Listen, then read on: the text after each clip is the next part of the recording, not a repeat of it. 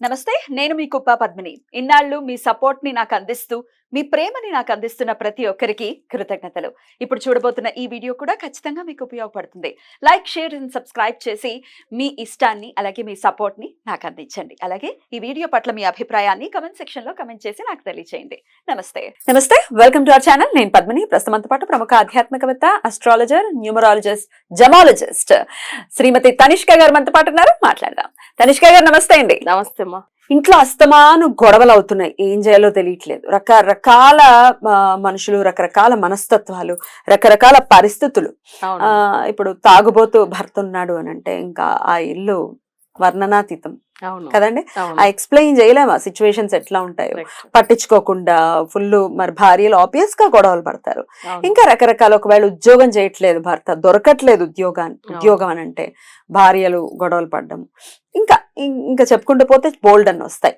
ఇటువంటి గొడవలన్నీ అసలు దేనికి కారణము? ఈ గొడవల నుంచి బయటపడాలి అని అంటే ఏం చేయాల్సి ఉంటుందండి?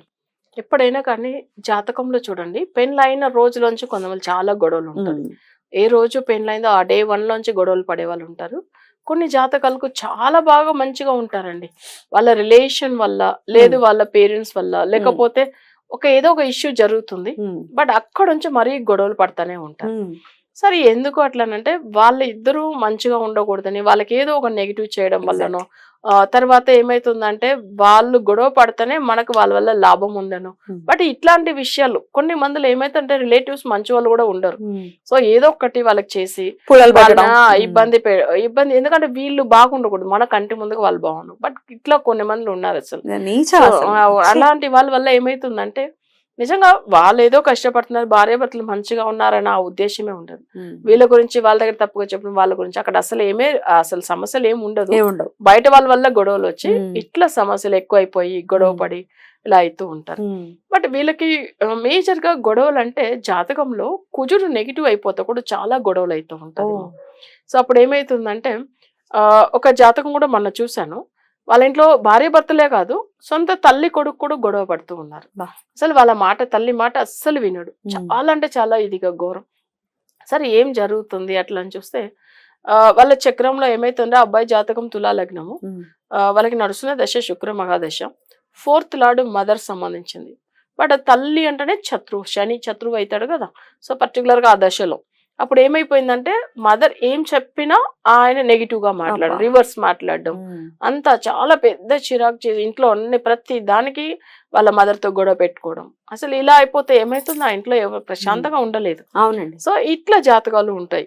సరే, గొడవలు అంటేనే పర్టికులర్ గా భార్యాభర్తలనే కాదు, సో పిల్లలతో తల్లిదండ్రులు బాధపడడం కూడా గొడవలు ఉంటాయి. అట్లాంటివి కూడా ఉంటాయి. తోడు పుట్టిన వాళ్ళతో, సో ఇవన్నీ కూడా జరుగుతుంది. సరే, తోడు పుట్టిన వాళ్ళతో ఎందుకు వస్తుంది సమస్యలు అంటే సహోదర కారకుడు కుజుడు, గొడవకు సంబంధించిన గ్రహం కూడా కుజుడే కదా. అవునండి. బట్ ఆయన నెగిటివ్ అయిపోతే కూడా అలా వస్తుంది. అప్పుడు తోడుపుట్టిన వాళ్ళతో ఇబ్బంది వస్తుంది. అవును.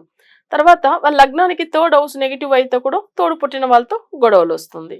సో ఇది కూడా మేజర్ రీజన్. అయితే ఇంకొకటి చూడండి, గొడవలు అంటే చుట్టుపక్కల ఉన్న వాళ్ళతో కూడా గొడవలు వస్తుంది.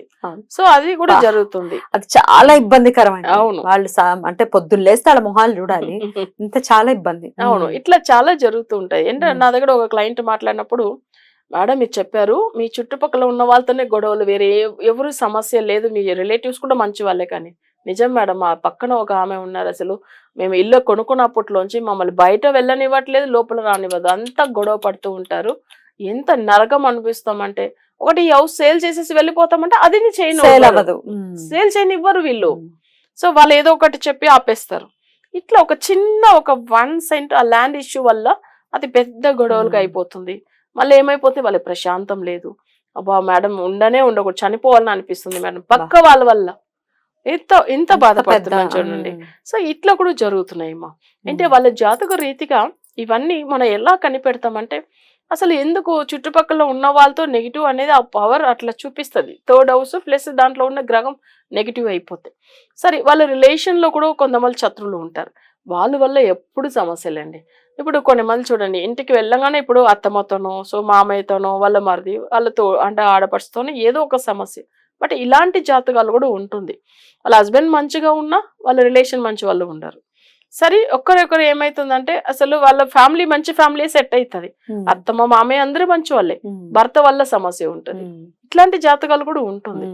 కానీ జాతకం అనేటప్పుడు వాళ్ళు చూస్తే ఎవరు వల్ల సమస్యలు, బట్ ఈ గొడవలు ఎందుకు వస్తుంది, దీనికి పూర్తిగా ఏదైనా పరిష్కారం ఉందంటే తప్పకుండా చేసుకో. ఎట్లాంటి పరిష్కారాలు ఉంటాయి? మేజర్ గొడవకు సంబంధించిన గ్రహం ఎవరు? కుజుడు.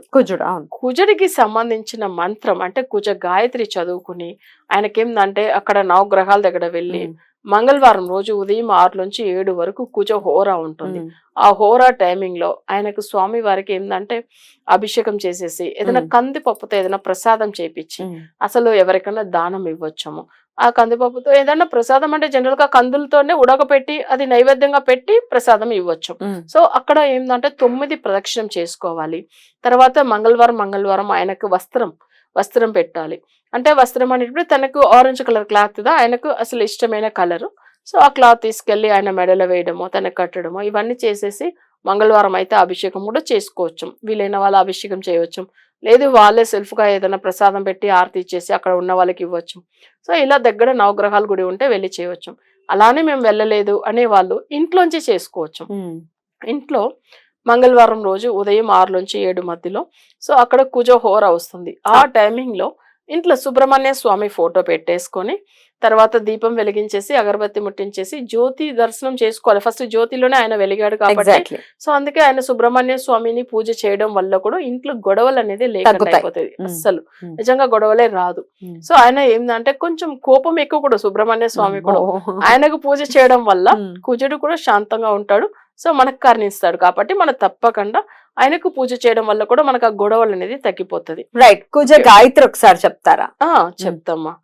ఓం వీరత్ వజాయ విద్మగే విఘ్న అస్తాయ ధీమహి తన్నో కుజ ప్రచోదయాత్. రైట్. ఓకేనా. సో ఈ మంత్రం 2 లైనే ఉంటుంది. గాయత్రి మంత్రానికి చాలా ఫలితం ఉంటుంది, చాలా పవర్ఫుల్ అని చెప్తారు. అసలు గాయత్రి దేవి అని అనుకుంటారు అందరూ, గాయత్రి దేవికి సంబంధించింది లేదు నన్నలే. కానీ గాయత్రి అనేది అన్ని గ్రహాలకు ఉంటుంది, అన్ని దేవతామూర్తులు కూడా ఉంటుంది. అందుకే గాయత్రి మంత్రాన్ని అసలు పాటిస్తే అది కూడా 1/2 అవర్ కూడా చేయవచ్చు, లేదా హోరా టైమింగ్స్ లో చేయవచ్చు. అలా చేయడం వల్ల కూడా వాళ్ళకి చాలా మంచి ఫలితం. ఇంట్లోని గొడవలన్నీ కూడా సాల్వ్ అయిపోతుంది. మీ దగ్గర పూజలు ఎట్లా చేయిస్తారు మేడం ఇట్లాంటి గొడవలు కనుకుంటే? ఓకే, మేము ఏంటంటే వాళ్ళిద్దరు జాతకాలు అనలైజ్ చేసి వాళ్ళిద్దరు మంచి అండర్స్టాండింగ్ లో ఉండాలా. బట్ వాళ్ళకి ఏ గ్రహం అంటే మాంది గ్రహం అయిందో లేదు, లేకపోతే శుక్రుడు మాంది గ్రహం అయితేనో లేదు, కుటుంబ స్థానంలో నెగిటివ్ ఉంటేనో వాళ్ళకి ఏమైతుందంటే గొడవలను కనిపెట్టేస్తాం. సో దాన్ని పెట్టి వాళ్ళకి వశీకరణం చేపిస్తాం. అప్పుడు ఏమైతుందంటే వాళ్ళ ఇంట్లో అస్సలే గొడవలు అనేది ఉండదు. ఇంత ముందుకు మన 1 month బ్యాక్ కూడా ఒక క్లయింట్ మాట్లాడారు చూడండి, అసలు ఆయననే నేనే అంత ముందుగా గొడవ పడేది, ఇప్పుడు అసలే ఆయన్ని మాట్లాడేది లేదు. ఆయన చూస్తే ఏమో నాకు చాలా మంచిగా అనిపిస్తుంది, అసలు ఆయనతో గొడవ పడాలని ఇష్టమే అనిపించలేదు అంటే ఒక అమ్మ చెప్పారు. ఎందుకంటే చిన్న దానికి సెట్ అయిపోయింది. నిజంగా నాకు కోపమే రావట్లేదు మేడం, అది ఎందుకో తెలియదు అంటుంది. నేను అన్నాను అసలు అంత ముందుగా ఇంత గొడవ పడేవాళ్ళు కదా, బట్ ఇప్పుడు ఎలా సాల్వ్ అయిందంటే పూజలు అయిన తర్వాత అలా చేంజ్ అయిపోయారు ఆమె. సో ఆమెదా నా క్లయింట్, వాళ్ళ హస్బెండ్ చూపించుకోలేదు. సో ఇవన్నీ మేము చేయలేకపోతున్నాం అని అనుకుంటే కనుక డెఫినెట్ గా మిమ్మల్ని కాంటాక్ట్ చేస్తే మీరు ఇచ్చేటటువంటి పర్టికులర్ గా వాళ్ళ జాతకాన్ని అనుసరించి ఇచ్చేటటువంటి బయటపడాలి మన వాళ్ళు ఈ గొడవల నుంచి అని మనస్ఫూర్తిగా కోరుకుంటూ చాలా అద్భుతంగా వివరించారండి. కృతజ్ఞతలు. నమస్కారం.